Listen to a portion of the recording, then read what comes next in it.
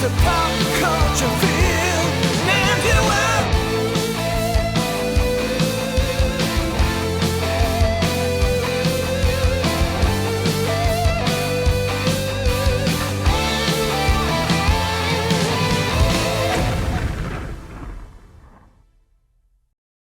What's going on, folks? Welcome to the Pop Culture Field Manual podcast, sitting right at the intersection of weapons, action, the military, and of course, pop culture. And we are very excited today because since the beginning of this podcast, there has been a voice at the beginning that I'm sure all of you are very familiar with, and we finally have him in the flesh here on the podcast. You guys have wanted it for some time, so without further ado, I would like to introduce Mr. Stan Bush.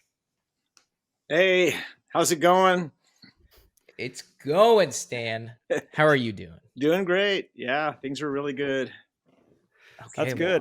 Stan, if I may say so, it's a great honor to meet you. I remember my sister taking me and my brother to the movie theater in Lancaster, California to see the Transformers animated movie. And that was the first time that I was exposed to your melodious voice and that amazing song, The Touch, which was so perfectly put into. It's a really powerful moment in the movie too, because it's kind of like lighthearted, but then the Decepticons attack, and it's Optimus Prime. He's like, we got to do this, and it's like, you got touch, and you're like, yeah, go get him, Optimus, And then it's it's a very pivotal battle in the movie. So anyway, just wanted to nerd out there for a second, And Thanks so much. I appreciate the kind words. I also want to say I appreciate you guys' service. You guys are awesome. Man. You're our heroes. We appreciate that, Stan. I know, me and you have a little different relationship because you've been very close friends with my father for what, 12, 17 years, right? Something like that. Yeah, try 25.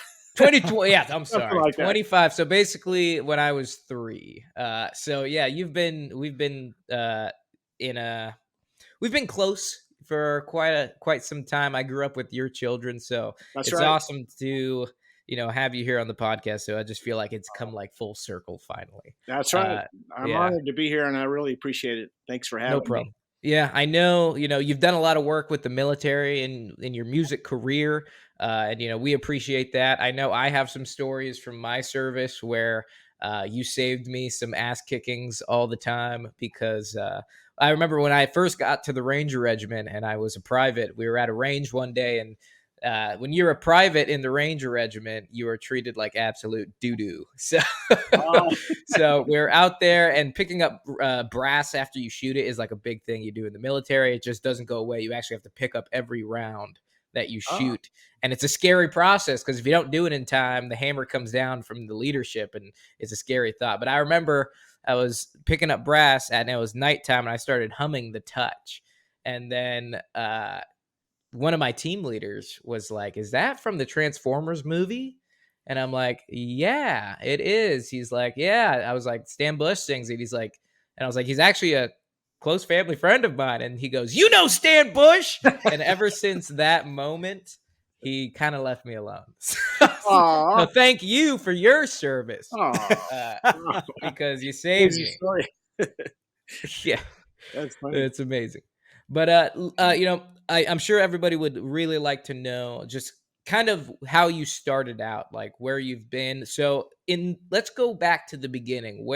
How did you kind of find your interest to music and got in the music industry? Yeah. Okay. I grew up in Florida and played music through school and everything. And I was always in bands, played a lot of nightclubs and things in the South. And I got asked to join a Colorado-based recording group. So I moved to Boulder, Colorado, and spent 3 years there shoveling snow. Anyway, that band got signed to Elektra Records and came out to LA. That was quite a while back. But yeah, that was my beginning of the recording career. We did one album, and then that band broke up, and I kind of went solo. It just sort of happened that way. I had always been a band guy, but yeah, I got asked to join. Actually, I got signed to CBS Records, and I did one album just with my name, and then the one after that was the one with The Touch, the Barrage album, and that was on Scotty Brothers Epic Records. So yeah, it was funny because the record company, they said, "Oh, we got your song, The Touch, we had in an animated movie about robots," and I'm like, "What?" Little did I know that would become a huge phenomenon, you know? So, anyway, it's, kind of the rest is history, but, I've been working, continuing to make music. I got that same a year I guess a year after that, I got, the opportunity to sing some songs on the first couple of Van Damme movies, Bloodsport and Kickboxer. So that was fun. I was basically a hired singer, you know, at that point. Yeah. I did a lot of stuff, a lot of commercials back in the day. I was like the beer voice guy, you know, like sing this, you know, Toyota, you know. Yeah. It pays the bills, you know. That's It right. does. Yeah, we did. I did well. So, but yeah, that was you know, and after that, it was funny because the touch kind of started this whole thing. I mean, it was like the uplifting, whatever you call it, like motivational rock kind of thing. And I started singing more songs about, you know, believe in yourself, go for it. You know, you can do it, kind of stuff. And it's really, you know, it seems a little silly, but it's not. It really is true. You know, you know, each of us makes our own, you know, way in the world, and you make your own reality by your, you know, beliefs, and you guys know that. I mean, what you do is incredible and important, you know, for the world and for the country. And anyway, enough about that. But thank you again for having me. And yeah, Oh no, no problemo. And that's you know, one thing I really like about you, Stan, is that you've stuck to your guns since the beginning. Nothing's changed, and you're like a man of integrity and a man of unrelentless consistency, and I really appreciate that. oh, You've never steered off your path, which is super awesome because and your songs really they really represent that. And I'm not just saying that because, you know, we're friends and I want to keep you as a friend, but uh, I but I remember, yeah, in all the time when I remember when Warrior came out, which is a little bit of a, you know, it's not one of your 80s songs, but it came out in what, 2015, something like twenty that. sixteen Yep. time. I remember that was like became my platoon's kind of get ready song. So, you know, in like Black Hawk Down when they're listening to Faith No More in the ready room, Yeah. and they're like putting the blood type on their boots and they have No More playing. Warrior was our like get ready songs. Oh, well, that's So great. yeah. Yeah, Yeah, it's a good one.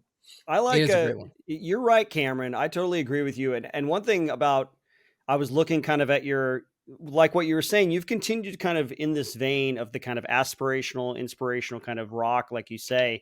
And I actually really appreciate that because I feel like the 80s, at least for me, maybe for a lot of people, has this mystique, this aura about it, where it's a very pretty good time in America, pretty good time Yeah. maybe in the world, and so people were all about that. You know, there's so how many different 80s movies have that inspirational song like The Touch? You know, you got Vision Quest, you got all these other movies and stuff. And then as we've gone on in culture, we've gotten a little cynical, I think, and a little kind of down, a little negative, and we kind of have given up the course, some of those aspirational beliefs. And so I actually appreciate your kind of music sticking to that tone uh, because we don't have a lot of that anymore. You know, we have a lot of self-doubt. We have a lot of loss of identity, loss of motivation, loss of purpose.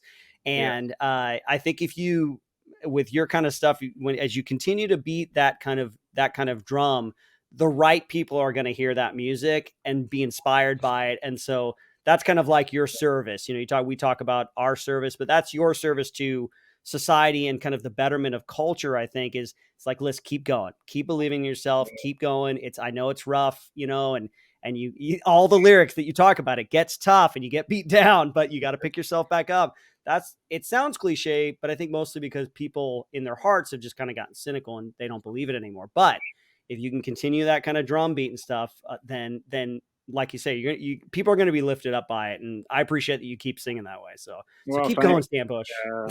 Ah, thank you. Yeah, it's cool. It's a cool niche. I really like being that guy, you know. And I have to try to live up to there's an honor thing going, you know, that's really important, and it's in the military as well. That's a big part of just life, you know. You want to live right, and you know, and go by the truth. There's truth out there. And anyway, enough about that stuff. I won't get too far afield. But you get what I This mean. isn't a political podcast. No, we hear it in your say that. lyrics, man. No, it's good. Yeah, no, absolutely. So speaking of keep going, you're still going to this day. What is the do you know off the top of your head how many albums that you've put out? Well, the new one I'm working on would be 15, I think. Yeah. Wow. So 15. yeah, I've been doing it a while. It's your dad's produced the last 6 of them. Yeah, pretty much. Yeah, out in the good old garage. It's he's quite a talented He's man. incredibly talented. Yeah, brilliant guy. Yeah, But I know I don't really. and my best friend. So Yeah, I don't talk about my dad too much on I this know. podcast, but I don't want to embarrass you.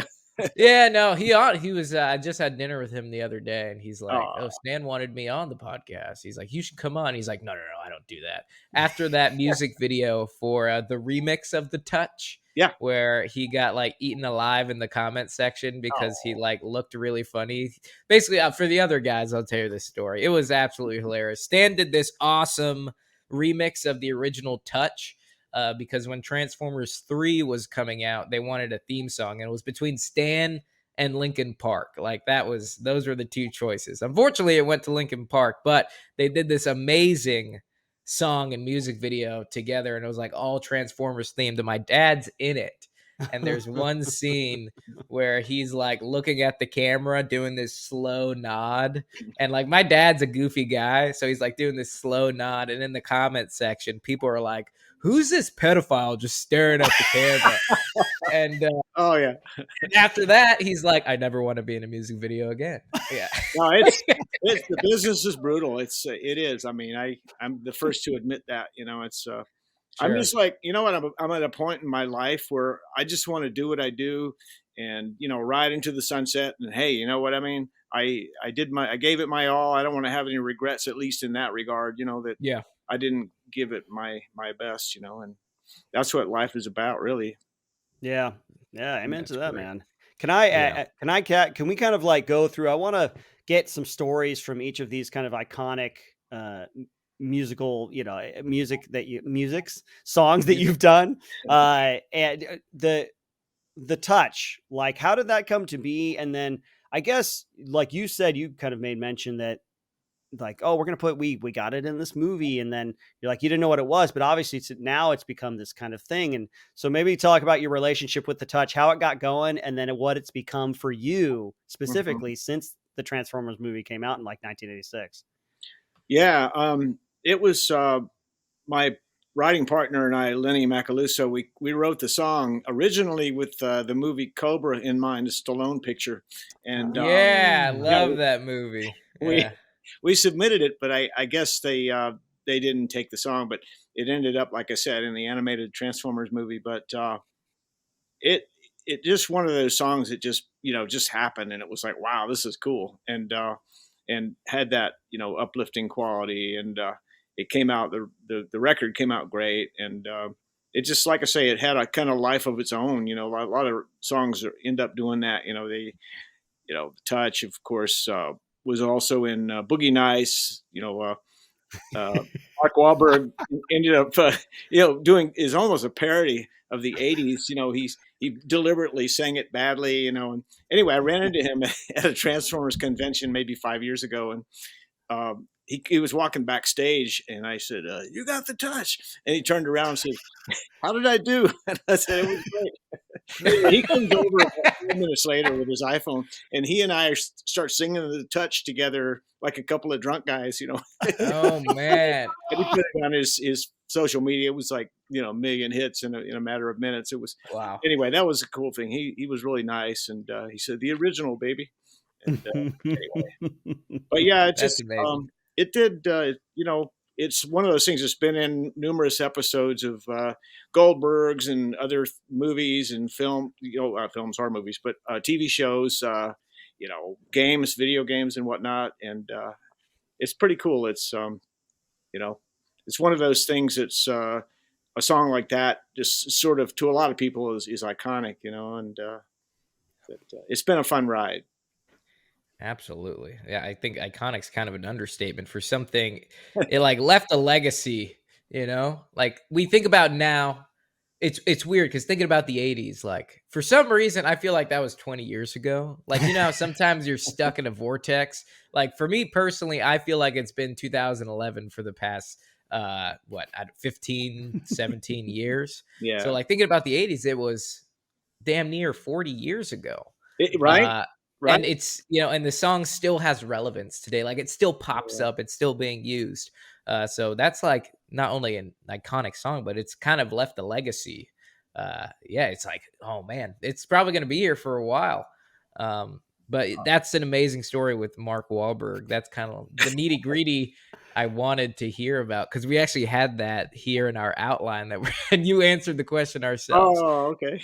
Yeah. So let me ask you a question Okay. then. So since the touch has like, you know, has kind of spread like wildfire, you put it simply as it just happened, which I think is which is great. But is the touch one of your do you have a personal favorite song that you've done, whether you have a really you know, an individualistic connection to it that only you would quite understand? Or is the touch been your favorite song that you've done because of the success it's brought you? Well, that's a good question. I think every album there's been, one or two or three songs that I really connected with, the obviously I can't do a concert without doing the touch. Yes. I Give have the to do people the what they touch want. and Dare as well. So, Yeah. but yeah, it's you know, there are other songs I really feel strongly about too that I've some of them have like more of a, trying to be like sort of a deeper uh message to like, you know look within or whatever it is, to try to connect to your inner strength and spirituality stuff, that kind of. But overall, I think I just have I love music, period, and it's just been it's been fun to be able to create stuff and actually have people like it. That's Yeah. for a while. You talked about the '80s. I mean, the '80s music scene kind of imploded in the early '90s, and there wasn't really what we think of as the '80s stuff was kind of just went away, except in like Europe and Japan. So Mm. for a long time, I probably most of the '90s decade. I just did work overseas, with as far as recording and releasing stuff, and it's like, in the States I couldn't get arrested, that kind of thing. Yeah. But anyway, things kind of come back around full circle.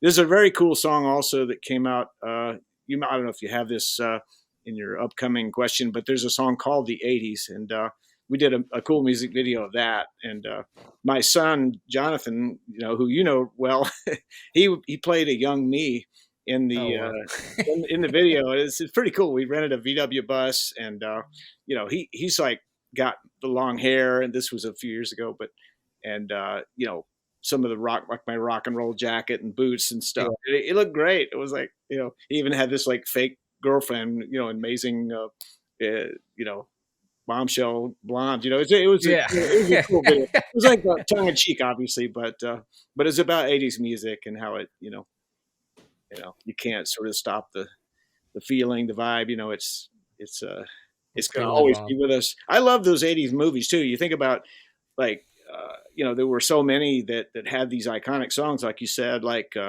Rocky, Stallone. The first Rocky was amazing. Eye of the Tiger and all that, and then you had these other ones like Back to the Future, where the music is a huge part of the movie. Yeah. Like boom, boom, boom, song after song, and it's like really cool. I like that vibe.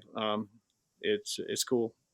Yeah, that can it can help to create these moments that are in your memory for obviously decades later, Yeah, Um, yeah. yeah, and so stuff like that, like the touch, and I forgot you did Dare too, man, on Transformers. I love Dare as well. Uh, That's a but good one. but I didn't even know this. This is a lesser known film, The Wraith from 1986. Yep. Charlie Sheen, about the supernatural car that he goes and uses to get revenge on the guys that killed him. But Heart and Heads, like was that another one like that you made separately and then they kind of contracted it for or did you have a little more insight into the story of the movie itself? No, it was one of those that I had written for that album, and ended up in that movie. So I think Scotty Brothers at the time, they were sort of known for, they were the ones who had originally signed Survivor, and so they had some other artists that were like, movie type of soundtrack artists. They also had Weird Al Yankovic. He's actually a nice guy, and we've gotten to know each other, and he's a good guy. So Yeah, I remember meeting Weird Al at one of your concerts. oh yeah, Paramount. Yeah, Yeah, the Paramount lot. That was quite some time ago, but yeah, he's a really nice guy. I was he's like, good. well, I was probably in like 8th grade, 7th grade when that happened. Yeah, that was awesome. That's like a core memory of mine. Oh, Yeah. that's neat. Yeah. So, but I was gonna, like I say, there's another new movie that's coming out. I don't know if you've heard of it, called The Last Kumite. That's gonna be, I think it's gonna drop in May, and there's 2 new songs in that. So we can Oh, cover that in a bit if you want. But sure. I yeah, mean, we can jump into the whole Bloodsport Van Damme era right now if you want. I would love. Yeah, Yeah. yeah. I'm very curious. that sounds 'Cause like a perfect segue. Yeah. yeah, there you go. Because it's funny. We watch. So we have a Patreon, which is subscriber based for our podcast here, and Uh-huh. every month we do like a movie night with our patrons, and we'll live stream a movie and watch it all together and do live commentary. And Bloodsport was one of the movies we watched, just because not only is it an absolute classic, but we do tend to gravitate towards like the 80s action movies just because of their nostalgia and just pure entertainment value. And it's, I think everyone knows you've done the intro, and like when your song pops up, it's always an awesome moment. Yes. Because my dad never told me that you did those movies, and it was actually like within the past 3 years of me rewatching Bloodsport and like on my laptop while I'm watching it, and then Stan comes on, and I'm like, what? Yeah, I had no it seemed like idea. in the credits on these Yeah. cable, shows and stuff, they'll air some movie, and it's like, I love that stuff. It was great music. It's funny, the new movie I was telling you about, The Last Kumite. They actually, it's sort of in the same vein. They even got the same guy to do the music score. Anyway, I'll think of his name in a minute, but yeah. So, but they had me sing 2 songs, write 2 songs for the movie, and Amazing. we did a music video with footage from the film. It's going to be good. I mean, it's I think they're trying to capture this similar vibe. They even had some of the same actors, and yeah. Is Van Damme going to be in that one too? No, it would have been great if they'd gotten him to do a cameo or something. Yeah. Yeah. But no, those movies were awesome. I mean, I ran into him at a bar. It was like, oh gosh, long time ago. It was a few years after Kickboxer, and Mhm. anyway, the bouncers were giving him a hard time, and I go over and say, "Hey, I'll let this guy in." Anyway, he comes over to thank me a little after that, and I said, "Oh yeah, by the way, I sang 3 songs in each of your first 2 movies." And he says, "Oh," he said, talking about Bloodsport, he said, the music was better than the movie." He was probably kidding, but anyway, he was Yeah. nice and everything. And it's funny, I I'm- took my then wife to the screening, and I think he was a little kind of trying to flirt with her and stuff. And He's a piece of work, huh? And then you see him on screen with his shirt off, and she's like, "Wow." You're like, we're leaving. We're leaving right now. Funny memories. That's great. I'm surprised to hear that the bouncers were giving Van Damme I mean, I'm assuming he's not that big of a guy, right? He's not like No, huge. he's not that big as far as height and everything. So- But he had his own security with him. I think that may Yeah. have been what put them off on. Oh, okay. But yeah, it was I at thought an it was like- outdoor bar. Yeah, I thought it was like an ego thing where it's like, there's Van Damme. How much you want to bet I could kick his ass? Yeah, yeah, right. You guys probably get that all the time. People like Oh, they no. think, "Oh, he's a tough guy. Oh, let's see what you can do." You probably get that kind of stuff happening, right? Sometimes. Luckily not, because I'm like a tiny guy anyway. So first of all, I don't act like I can kick every man's ass in the world. I know I could get the shit kicked straight out of me if I pick the wrong fight. So that's why I usually tend to just beat up on kids. That makes my ego. Yeah. That sounded funny. Yeah, just kidding. Just Yeah, I kidding. know. I'm kidding. Okay. I only hang out with kind-hearted people, so nobody ever wants to beat me up. Nobody's looking for a fight in my circles of influence. Yeah. Yeah. No, I know what you mean. It's like it's tough when you're a kid growing up. I got in fights in school when I was a kid. And a couple of guys wanted to get me after school in seventh grade, and I got my big brother to walk home with me. Oh, that's awesome. Stuff like that. That's what big brothers are for. Yep. That's That's right. exactly That's right. exactly right. Well, do you have well, let me ask you. So you've done all these movies, you've done, amazing music. Do you have a favorite movie that that obviously you've been featured in, like one that you just always think of, maybe have a poster in your house that you're like, that was it. That was my favorite one. Well, probably Bumblebee because they finally put the touch in there. For whatever Oh, reason. Yeah, yeah. That was a great movie. I liked Bumblebee. That was my favorite live action Transformers movie. Nice. And that was actually one more recently, right? Within the past, Bumblebee came out like 4 years ago. that was Or, good, about- man. Yeah, about- I really appreciate that one. That was a kind of a classic. It had more of an 2018. 80s feel to it. It was kind of a classic, yeah, a kid in his car or a kid and his friend, kind of like of a buddy kind of thing, yeah, two yeah. outcasts kind of coming together. Yep. So I didn't realize that the touch made it in there. That's pretty cool. Well, yeah, it was in that scene when I guess she's going to jump off the cliff or something into the ocean. And anyway, you got the touch, you got the power. Right. That's So, awesome, man. yeah. Anyway, It just goes to show you it's still a part of it's a part of the legacy that Transformers has. Like they recognize that the Transformers movie back in the 80s, the animated one was it was pretty intense for the time, Mhm. with Optimus Prime dying, and there were Right. deaths of robots in it, which is crazy. It was crazy for me to watch it initially in the theater because you're a little kid and you're 6, 7 years old, and Yeah. you have the television show and you lead up to the movie and they're like, oh my God, that character's dead. And then when they come back to the show, I think they were actually still dead for a time. I don't think they kept Optimus Prime away for too long because Yeah. he's too iconic for you to kill off permanently. It's like Yeah. Rodimus Prime. I get it. Yeah. But where's Optimus?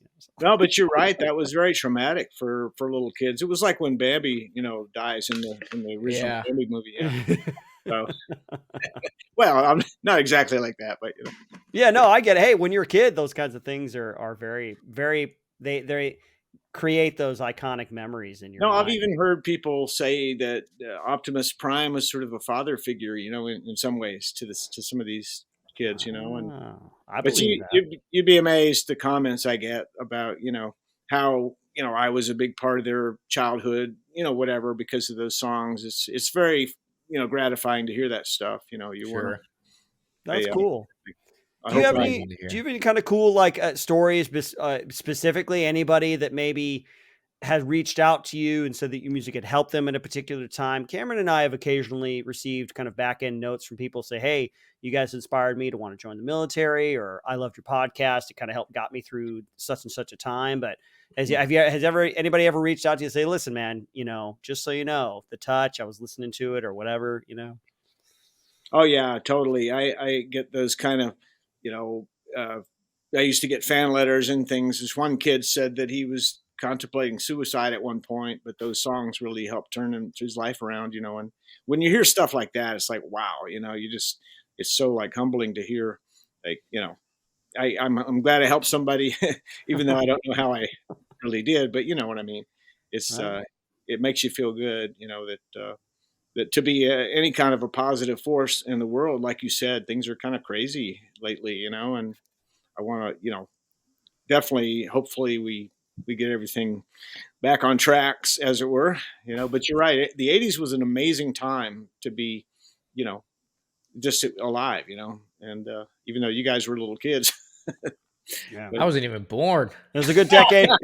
I was born in 1980. It was a good decade to grow up in. Let me just tell you, just Transformers and He-Man and all the pop culture and just kind of, yeah, I think in the United States, particularly maybe economically at the time was kind of a good time. Sure. So, absolutely. so yeah, I think that's kind of, it was a good decade. Good decade. Yeah, it's really important, I think, for people to be able to pursue their dreams, and like like we talked about a few minutes ago, you kind of make your own reality in the world, and like you guys are successful and smart. You've done service for your country, and people follow you and admire you. It's like it's cool stuff, and it's all very positive. It's like Yeah. great, Yeah.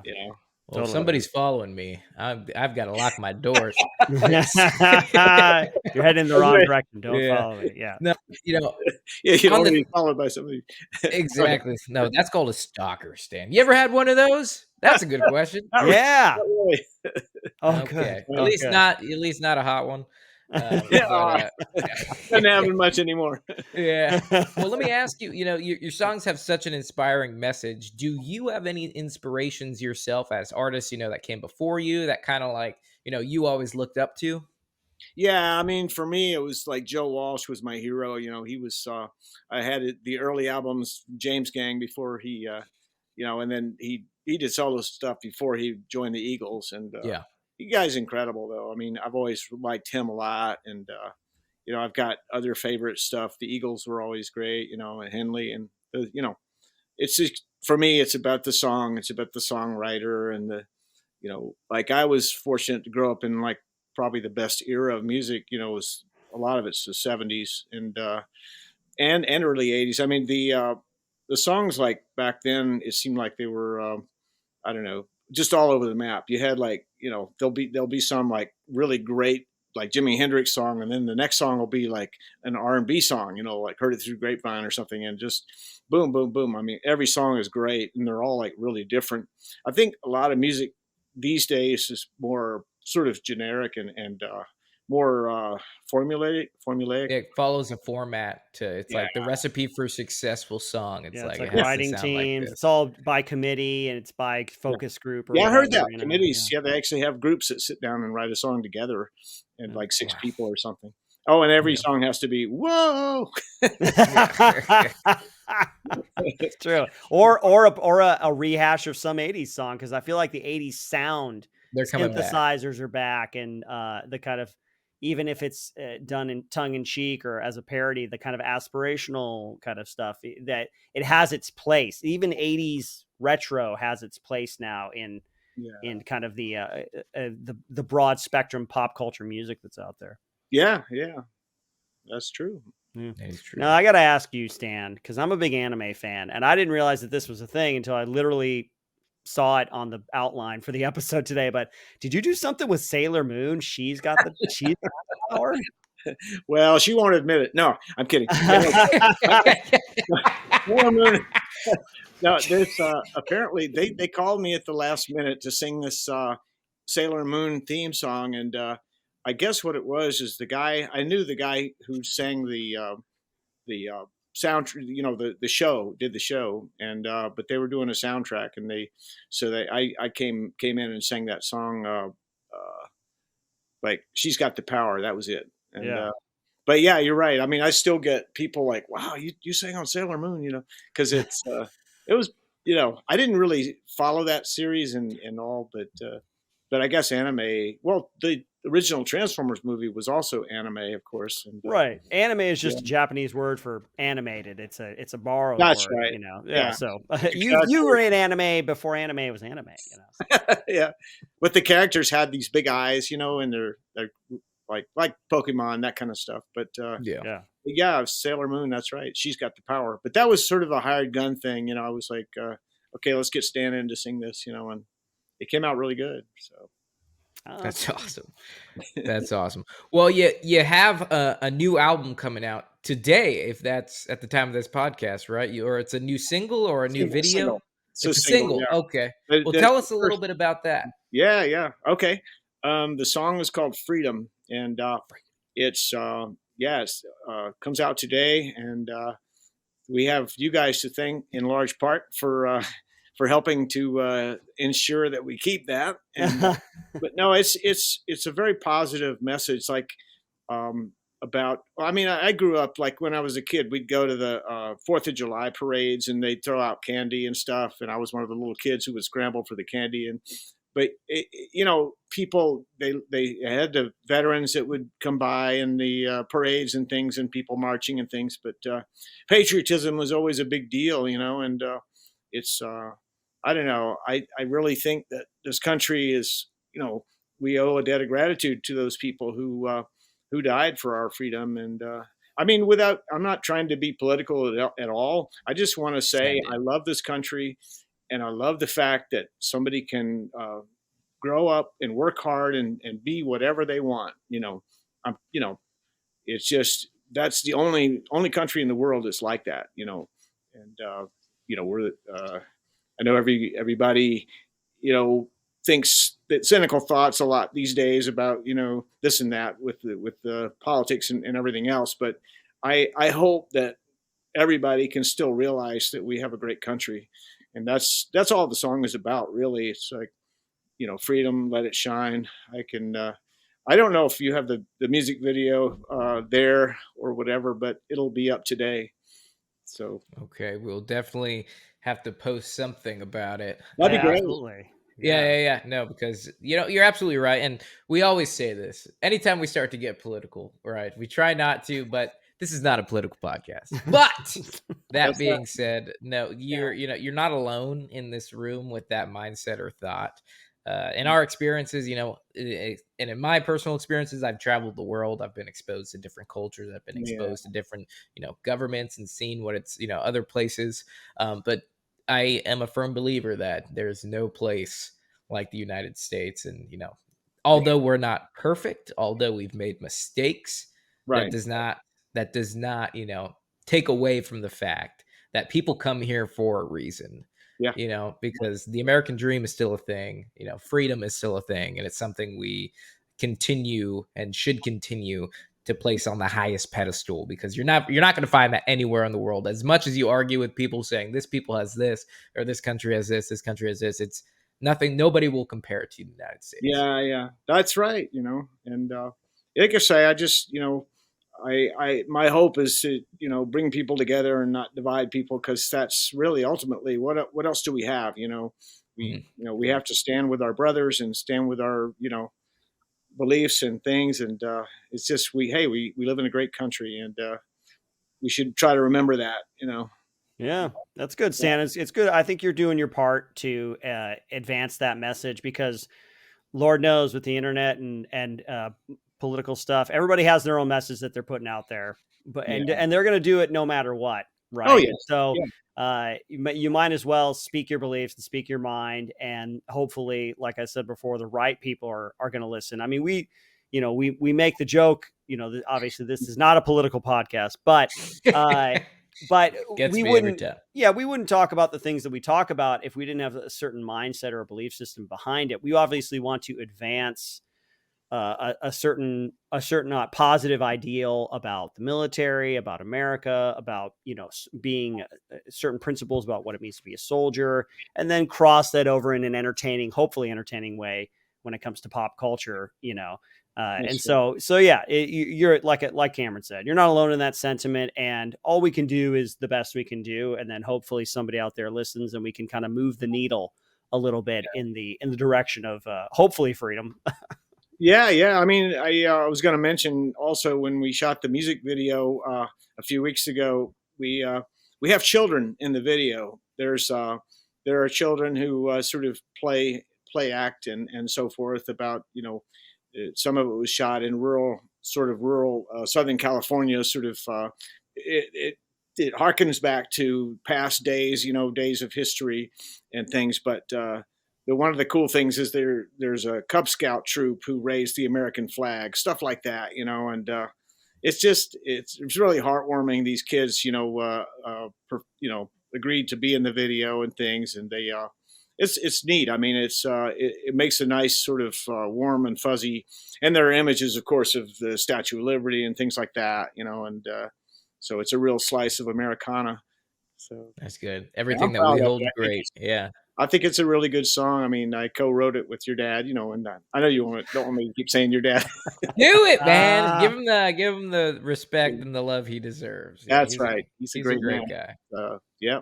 So, but yeah, so check that out. Freedom, Stan Bush, and yeah, I like I say, it's just got released today. So Wonderful. Awesome. Right on. That's great. All yeah. right, Chris, I know you've been sitting there for a little bit. Do you have any questions for Mr. Stanbush? No, I've just really enjoyed. It's nice to just sit and listen. Oh, I guess. how long Um, when did you stop beating your wife? You know, that kind of stuff. Yeah. Yeah. When did you start and why'd you do it? Yes. Where do you stash the cocaine? Yeah. Where's the best place? yeah. No, I think this is all very fascinating to me. I love the little stories about Van Damme not getting into a club and Wahlberg Yeah. duetting with you. I guess my question would be, since you made iconic music in the '80s, you were probably and still are a household name. Is that weird? Is it weird to be so well known, to be out in people? It's a general question, I guess, about fame. Having people know you and you don't know them. Is that Yeah. just is It's that an it's a odd little strange. It is. I you know, it I know that it's sort of an alluring thing to, but it's not great. It's not that good of a thing in itself. It doesn't mean anything, and you have to remember that, the important stuff, your family and your friends, and that's the real stuff in life. The other stuff is not real. It's all fake. And I it's a great question though. And fortunately for me, I haven't been famous enough to screw me up. That's you know, good. Where's that line? yeah. I think I've found that perfect line. It's like, yeah. I go to a Transformers convention, everybody knows me, and anywhere else, like I said, I can't get arrested. So That's good that you can kind of dabble in it. What is it like to go to a Star Wars, a Transformers convention? Like, what was your first experience like? oh wow, the first one was like in '97 in Oh, Rochester, New York, and myself and Vince DiCola, who did the score for Transformers. Vince also did Rocky Five. He's incredible keyboard player, composer, and anyway, he and I did a music set together and played some stuff, and he's just amazingly talented, good guy too. But it was just it was magical. I mean, the people, you could drop a pin in that place. I mean, I just had brought my acoustic and I was playing some songs and things, and we did the Touch and Dare, and he did some of his scoring stuff. That it was like, but yeah, I mean, I'm just saying and it kind of grew from there.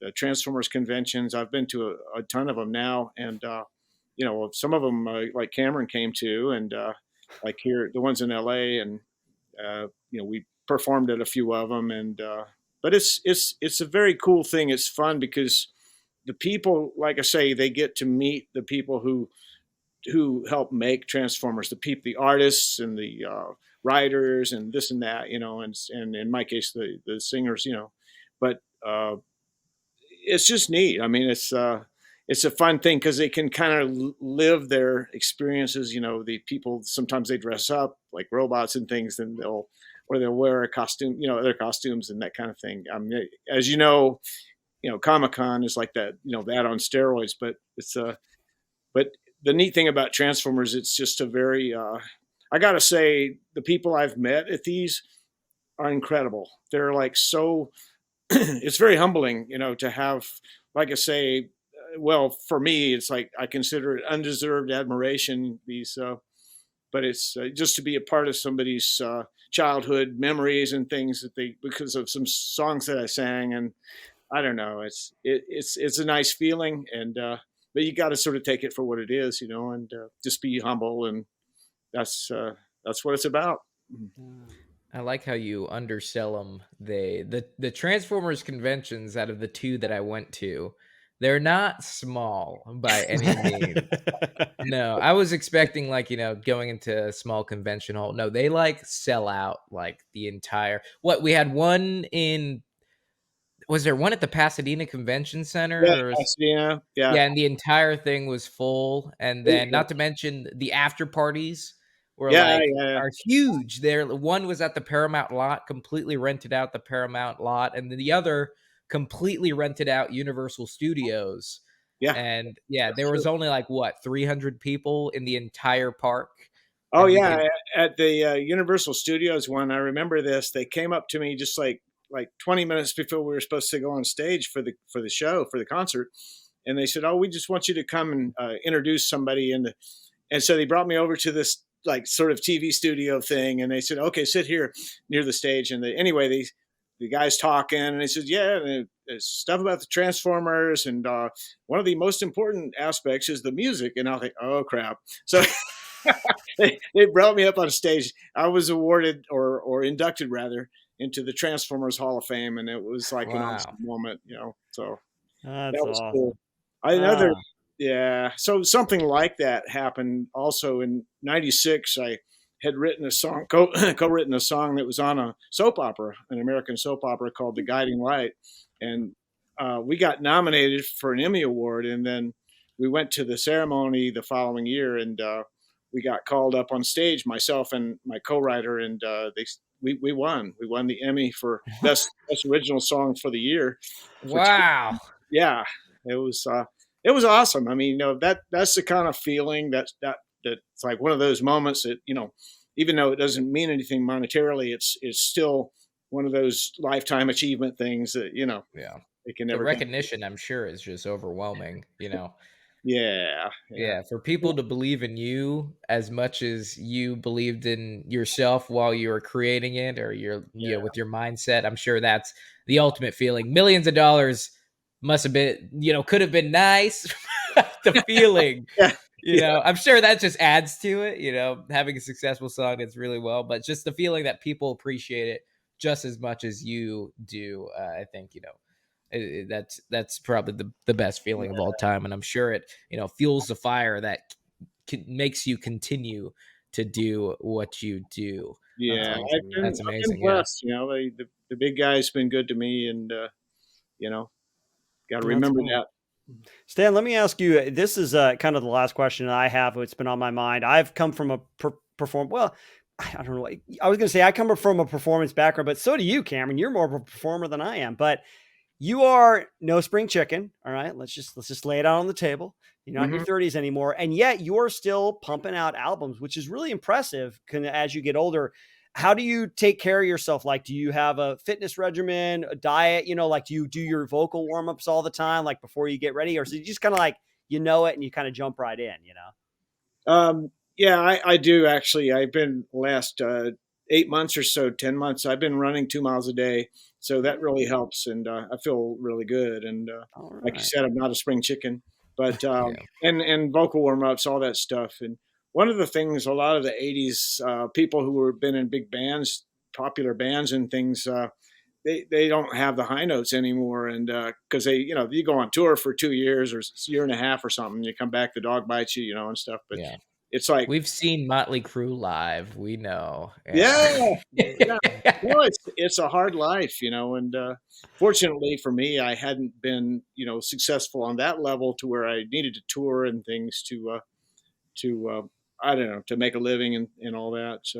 So like I say, the non mega fame has been a blessing in that respect too. I think I've, as far as I feel great, I feel like I'm, younger than I am, and that's a good thing. Right So on, man. That's good. That's a good answer.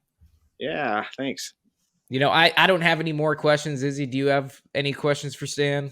No, Stan, any last little words of encouragement? Hey, listen, I want to give you the floor for just a couple minutes because I feel like you've been holding back on maybe some personal belief stuff. But listen, man, this is our podcast. We can say whatever we want on it.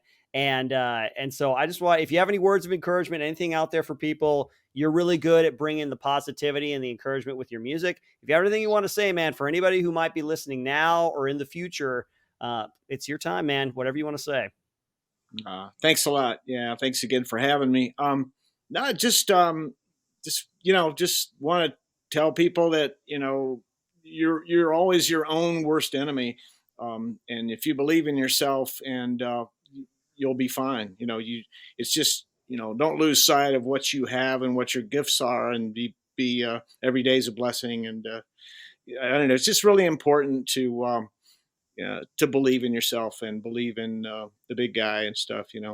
But I'm anyway, very grateful for the support, and very grateful to you guys and others like you for your service. And anyway, thanks so much again, and take care. Also, one last thing is stanbush.com. I should throw that out so you can check out what's going on with me. Yeah, well, Stan, we're not done yet. We still have to play our game, my friend. I know you're tired of hanging out with us, but if you could Okay. stay for maybe a little while longer, we can end this with a fun game. And Izzy, why don't you explain this game to Stan? Yes, don't mind if I do. We always play a game at the end of each podcast episode, Stan. So this game is for you. And we would like to call it a trivia game just for Stan Bush. So creative. So creative. Okay. These questions are tailor-made just for you. They're multiple choice, so you don't need to start sweating just yet. Okay. So I will start you off with the first one. You have multiple choice here. The first question is, your first solo album in 1983 was self-titled. That would be Stan Bush for the uninitiated. Which one of these 80s bands or singers did not release a self-titled album? Was it A, Journey, B, Bon Jovi, C, U2, or D, Peter Cetera? Which one of those bands out of Journey, Bon Jovi, U2, and Peter Cetera did not release a self-titled album? I'd have to say Peter Cetera, but I could be wrong.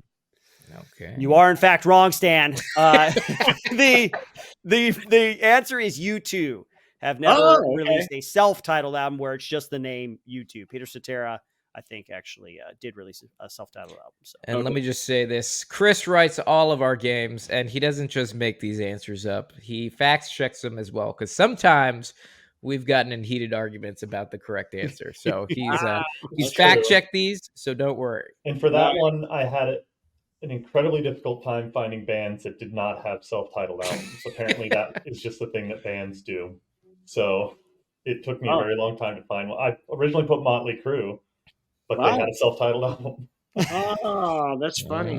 So, all right. Well, I will do the second question, and we got 5 of them. So don't freak out about stats, but do consider we have one listener who keeps record of our performance of every single episode we've ever done, and we've had over 130 episodes. So shout out Johnny. So this, I hope this doesn't throw off your Excel spreadsheet, my guy. But so here we go. Number 2, how many Transformers movies have there been?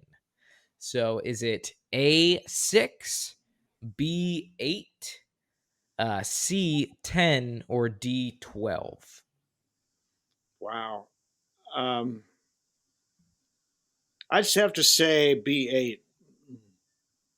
You were 100% right. You know, if you were getting one question right, it better be what? It better be a Transformers question. So yeah, you were 100% right. There have been 8 movies. Right on. There we go. Nice. Crazy. You're on a roll. Take the next one. A roll of 1. Your song. This question is, your song "Capture the Dream" was the official song of the 1996 U.S. Olympic swim team. How many gold medals did they win? Did they win 5, 9, 13, or 19? My goodness. I knew they did. NBC released a montage of footage when the swimmers won all those gold medals, and it was an amazing year, and they featured Capture the Dream in that montage. But I don't recall the number. I'm going to guess 14. You mean 13? 13, I mean. Yeah, sorry. That is correct. That is correct answer. That's good. Oh, Good Yeah. cut. They I got a guess lot. you just have a personal connection to that team or something. I don't know, through like a song that was featured for them. I don't. That's just Yeah, I flew to Atlanta for the Olympics and performed in the Olympic Village that year. But thank you. Yeah, that was cool that you acknowledged that. Capture the Dream was a cool song. Amazing. All right. Well, we got 2 more here. Let's move right along. Number 4. What is the name of the underground match they fight in Bloodsport? Oh, this should be an easy one. Is it A, the Kumite, B, the Kombucha? Nice, Chris. The C, the Kungban Pao, or D, the Cougar? I have no idea. You do, Stan. I have to guess though, right? Yeah. Let's go with C. No. Stan, you did it. You're having music in the upcoming movie, The Last. So, it's Kumite. Okay. Yeah, there sorry. you go. All right, good. Yeah. No, Damn, for those Stan of you- hasn't seen Bloodsport. probably almost all of your followers know that Kumite refers to when you train with an opponent in martial arts. Oh. That's I didn't when know you- that. I didn't know Yeah, that. See, yeah, okay, I yeah. guess we're playing the game now. Now it's us getting Dan Bush trivia. turned it around on us. Yeah, I Well, mean, it looks like honestly, I guess that I'm was- 2-2 here. So there you go. No, we'll give it to you. We got you. But Izzy, why don't you take the last question and then we'll wrap this up. All right, Okay. this last question, Stan, is it's not multiple choice. It's just a question that with one answer. In 2014, you were inducted into the Transformers Hall of Fame, as you said before. What was the name of your album that you released that year in 2014? That would be The Ultimate. That is correct. It is The Ultimate. That's the album you released that year. Congrats, Stan. That's awesome. Oh, man. Yeah. Give me a slow ball there. Well, you are the special guest. You are a very special guest, and if we murdered you on the first four, we had to give you one. Me and Izzy have played games where we went 0 for the entire game. Yes. And they are quite the disappointment to end on a podcast. But you actually did quite well. You only missed 2, so great job. And now we would love for you to just shout out what, next things that are coming. I know you mentioned the stanbush.com. Mm-hmm. If there's any other places that the listeners can find you, or and your new song Freedom that's coming out today, and to keep a lookout for the music video, where else can the listeners find you? Yeah, I mean, just like I say, the upcoming stuff, the last Kumite movie should be out in May, I think. And I did a music video that's going to be in the Blu-ray as a bonus feature. And that came out great. It's got footage from the movie as well as me performing the song. But yeah, the new album, hopefully by the end of the year, I'm shooting for fall for a new Stan Bush album. But yeah, it's Freedom is the lead-off single, the first single from the new album, and hopefully 2024 will be a big year. It's so far it's doing great. Awesome. Awesome. Yeah. Well, thank you so much, Stan, for being here. We really Thank you, appreciated your insight. I'm sure the listeners did as well. And that's going to wrap it up for this episode of the Pop Culture Field Manual. Folks, we hope you enjoyed it.